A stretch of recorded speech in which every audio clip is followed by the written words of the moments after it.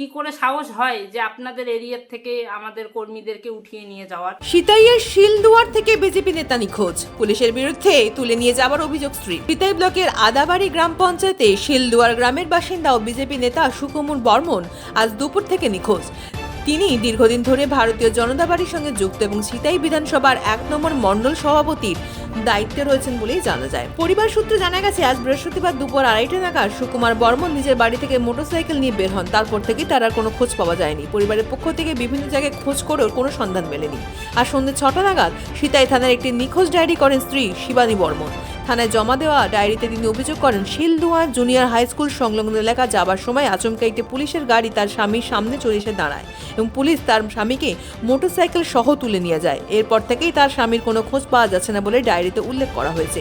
স্বামীকে খুঁজে বের করে দেওয়ার জন্য পুলিশের কাছে আবেদন জানিয়েছেন শিবানী বর্মন। যদিও এই বিষয়ে পুলিশের পক্ষ থেকে এখনো পর্যন্ত কোনো প্রতিক্রিয়া পাওয়া যায়নি। দেখুন, প্রতিনিয়ত আমাদের প্রত্যেকটা বিধানসভায় কম বেশি কর্মীকে মিথ্যা মামলায় ফাঁসানো হচ্ছে। সেই রকম এখন সিতাই বিধানসভার পালা শুরু করে দিয়েছে।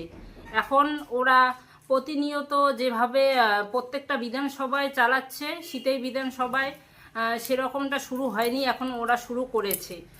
আমাদের কর্মী মানে সারাদিন উনি বাড়িতেই ছিল, মোটামুটি 2:30 নাগাদ বাড়ির থেকে বেরোয় কিছু একটা মানে দরকারের জন্য।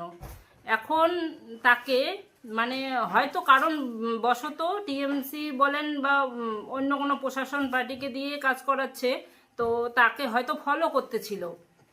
এখন উনি বাড়ির থেকে বেরোয় মোটামুটি 500 মিটার ডিস্টেন্স হবে, ওখানে হঠাৎ আচানক পুলিশের গাড়ি ঢুকে ওনার বাইক সহ ওনাকে তুলে নিয়ে যায়। এখন কোথায় আছে, কোন থানায় আছে, আমরা সিতাই থানায় গেলাম, গিয়ে আমরা মিসিং ডায়েরি করলাম, এমনকি আইসি সাহেবের সঙ্গে কথাও বললাম। উনি আমাকে সরাসরি বলে দিল যে আমাদের থানায় নেই। আচ্ছা, ওনার নাম কি যে নিখোঁজ?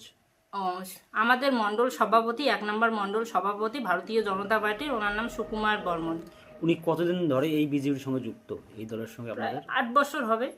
উনি বর্তমানে রাজনীতিতে সক্রিয় ছিলেন? হ্যাঁ, সক্রিয় জন্যই তো দলের বিভিন্ন কার্যক্রমে অংশ নিয়েছিলেন। অংশ নিয়েছে, মানে ডিএমসি পার্টিটা জানে যে ওনাকে বসাতে পারলেই, যেভাবে চক্রান্ত সহিত যদি ওনাকে বসানো যায় তাহলে হয়তো আদাবাড়ি অঞ্চলটা আমরা তুলতে পারবো। সে কারণে ওনার উপরে উঠে পড়ে লেগেছে। মানে টিএমসি বুঝতে পারছে তার মানে পায়ের নিচের মাটি সরে গেছে। এখন পুলিশ প্রশাসনকে ব্যবহার করে ওনারা কাজ করছে।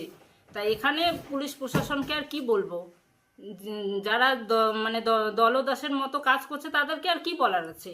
তাও আমি প্রশাসনকে মানে অনুরোধ করব, তারা যাতে তদন্ত করে ন্যায়ভাবে আর কি আমাদের মণ্ডল সভাপতিকে আমাদের কাছে পৌঁছায় দেয়, এইটুকুই আমি অনুরোধ করব তাদেরকে।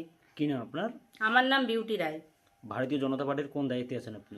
আমি জেলা সম্পাদিকার দায়িত্বে আছি কোচবিহার ডিস্ট্রিক্ট।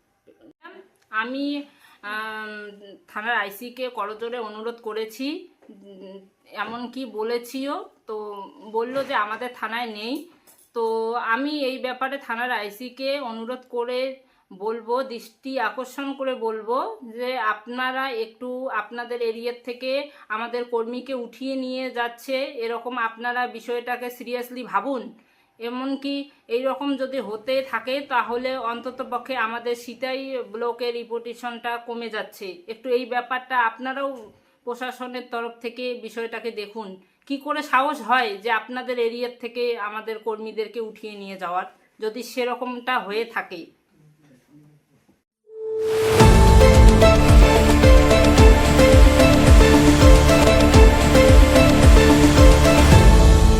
আপনারা দেখছেন এই বেলা বাংলা, শিরোনামে সবার আগে।